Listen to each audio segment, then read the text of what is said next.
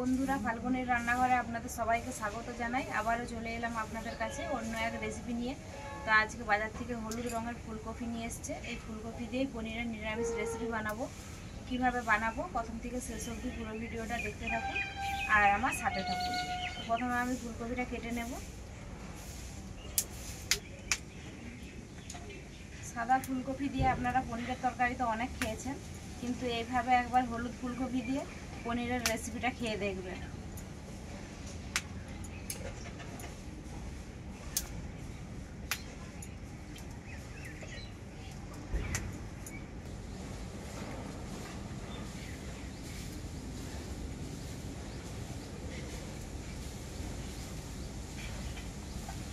দেখতে এত সুন্দর লাগছে, আর এতে মনে হয় ভাজার সময় হলুদও দিতে হবে না।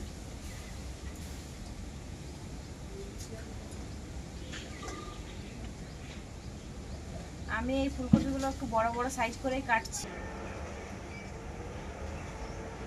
ফুলকপিটা আমার সবই কাটা হয়ে গেল। ফুলকপিতে আমি আলুও দেবো, কাঁচা আলু দেবো। আলুটাও কেটে নেব।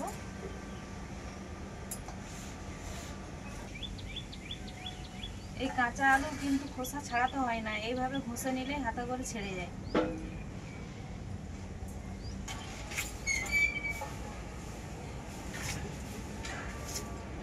আলুর সাইজগুলো আমি এইরকম বড় বড় করেই কাটবো।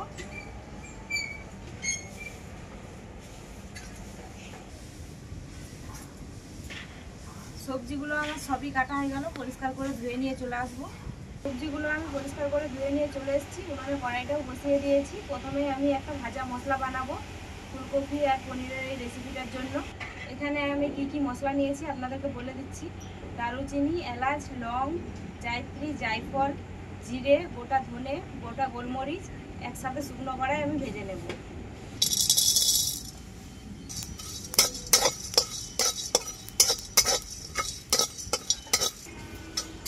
মশলাটা আমার খুব ভালো করে ভাজা হয়ে গেছে।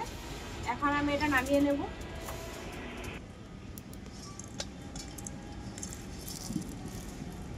এই ভাজা মশলাটা কিন্তু আমি শিলনোড়াতে ভালো করে গুঁড়ো করে নিয়ে চলে আসবো। এখন আমি কড়াইতে দিয়ে দেবো সরষের তেল পনির ভাজার জন্য। পনিরগুলো আমি আগে থেকেই কেটে রেখেছিলাম, আর এইরকম বড় বড় সাইজ করেই পনিরগুলো কেটেছি এই রেসিপিতে দেওয়ার জন্য। তেলটাও খুব ভালোভাবে গরম হয়ে গেছে। পনিরগুলো এখন তেলের মধ্যে দিয়ে দেবো।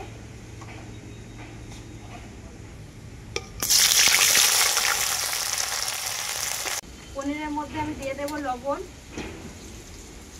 আর দেবো হলুদ গুঁড়ো।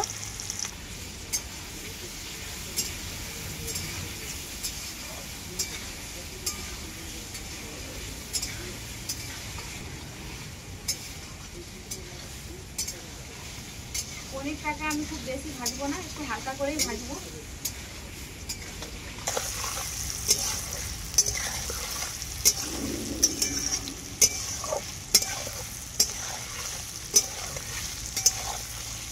পনিরটাকে আমি হালকা করে ভেজে নিয়েছি, এখন তুলে নেব।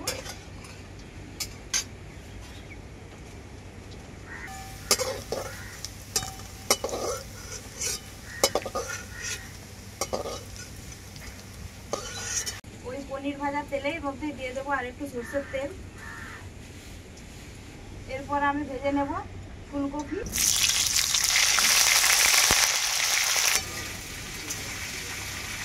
ফুলকপির মধ্যে দিয়ে দেবো অল্প একটু লবণ।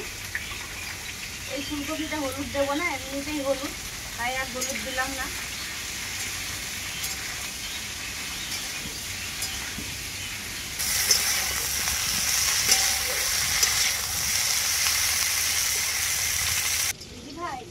কি রান্না করছে?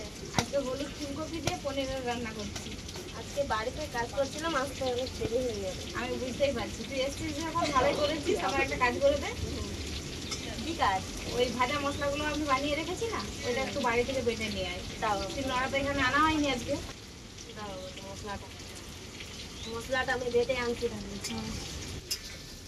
ফুলকপিগুলো আমি খুব ভালো করে ভেজে নিয়েছি, এখন তুলে নেব।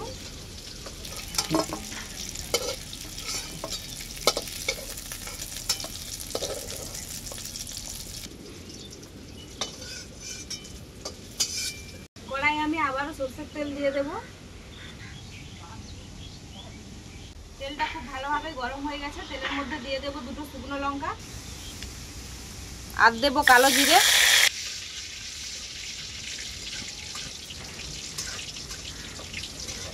এরপর আমি এর মধ্যে দিয়ে দেবো কেটে রাখা আলুগুলো।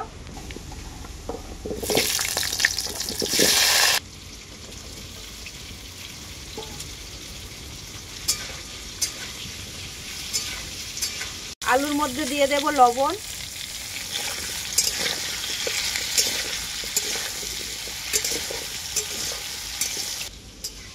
আলুগুলোকে আমি খুব ভালো করে ভেজে নেব। দিদি ভাই, গরম মশলাটা গুঁড়ো করে নিয়ে চলে এসেছি।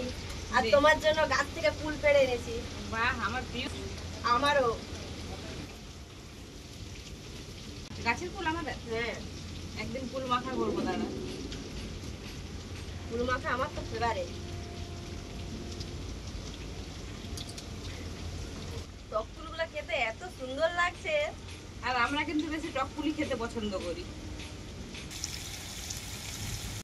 আলুটা আমার খুব ভালো করে ভাজা হয়ে গেছে। এরপর আমি এর মধ্যে দিয়ে দেবো আদা বাটা। আজকে তো আমি বলেইছি যে নিরামিষভাবেই রান্নাটা করব।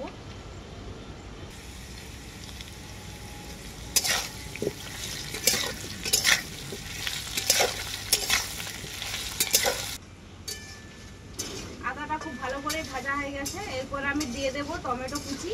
টমেটোটাকে আমি ছোট ছোট করেই কেটেছি।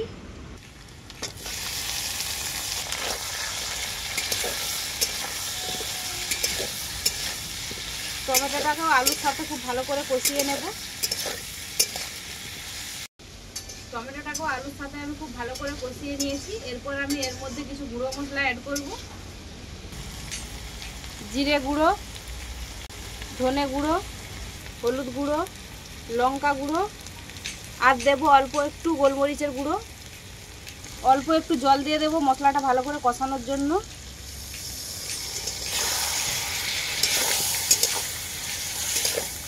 কালারের জন্য অল্প একটু কাশ্মীরি লঙ্কা দিয়ে দিচ্ছি। সব মশলাগুলো দিয়ে এরপর ভালো করে কষিয়ে নেব আমি।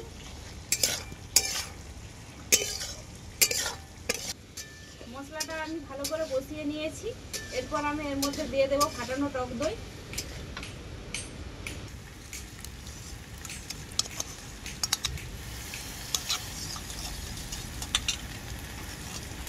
দই ধোয়া বাটির জলটাও দিয়ে দেবো।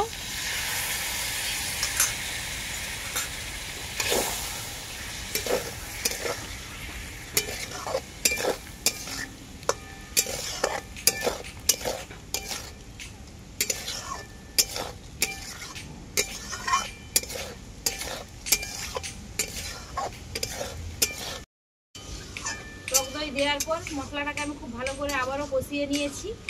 তো এখন আমি দিয়ে দেবো পরিমাণ মতো জল এর মধ্যে।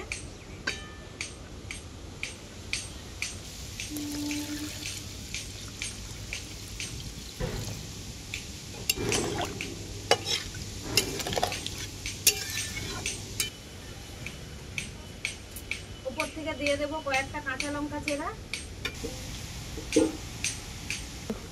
ঝোলটাকে আমি খুব ভালো করে ফুটিয়ে নেব। তারপরে ফুলকপি আর পনিরটা দেবো।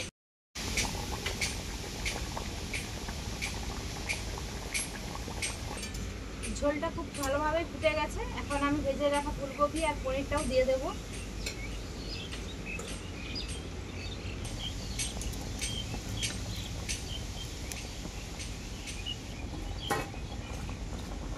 আর পনিরটাও দিয়ে দেবো।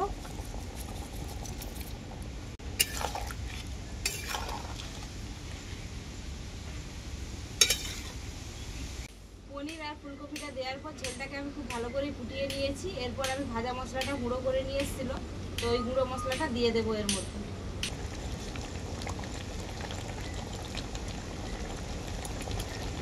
আর দেবো স্বাদ মতো চিনি।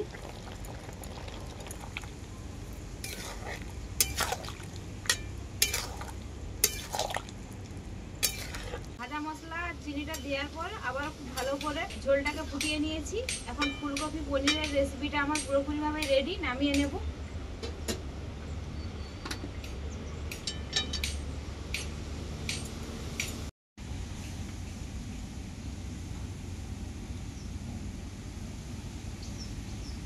আজকে আর কোনো কিছুর সাথে খাচ্ছি না, এমনি এই রেসিপিটা খেয়ে দেখাচ্ছি কেমন হয়েছে বলছি খেয়ে।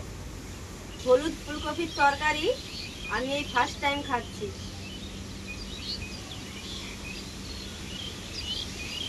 ফুলকপিটা খেতে খুব মিষ্টি। ফুলকপিটা দারুণ সেদ্ধ হয়েছে, দারুণ। গ্রেভিটা কেমন লাগছে বল? গ্রেভিটা দারুণ লাগছে খেতে।